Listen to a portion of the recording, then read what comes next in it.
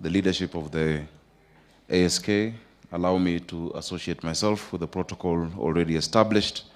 Your Excellency, welcome to Nairobi International Trade Fair.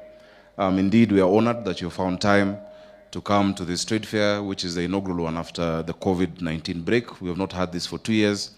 And as we observed, our people are yet to fully come back. The International Trade Fair, or what we used to call the Nairobi Show, was one of those things that you would never miss in Nairobi. Your Excellency, I remember getting lost here many times as a child and being severely punished for that. Your Excellency, we need to improve and move with the times.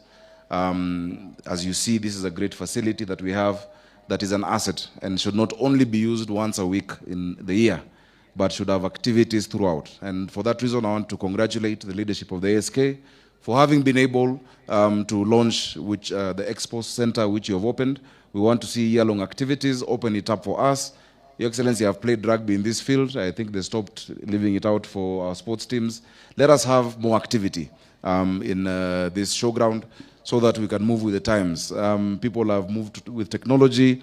There are more ways of attracting business. Let's talk about agriculture in an urban scope.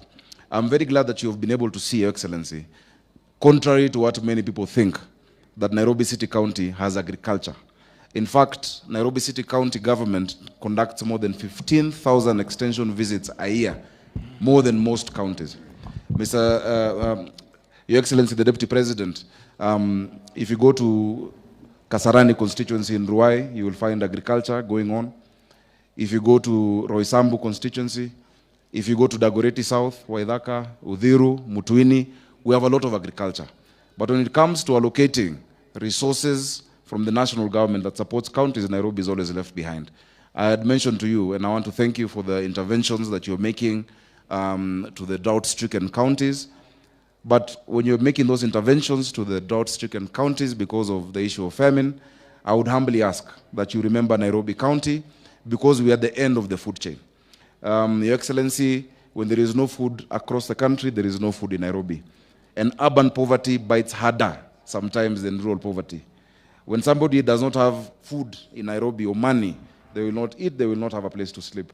In the rural area, sometimes your neighbor will give you gorogoro ya mahindi. Back in Western, even the fence inakuwa ni mboga. But in Nairobi, it is very difficult. So we'd like to ask you that you think of interventions that can also support our people in our informal areas. You have seen the kind of agriculture we're doing. You have seen urban farming, using hydroponics, where we're going vertical. And Your Excellency, this is an area that my government in Nairobi will be willing to, we're going to support and support fully. Our speak to that. You have seen the Nairobi water and earthy water works stand. We have a shortfall of around 300 million liters of water a day. If you support the work that they're doing, we should be able to get another 140 million liters of water by the end of next year, because of many places in our county have not been able to access that.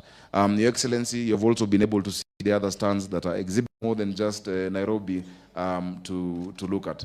With those very many remarks, let me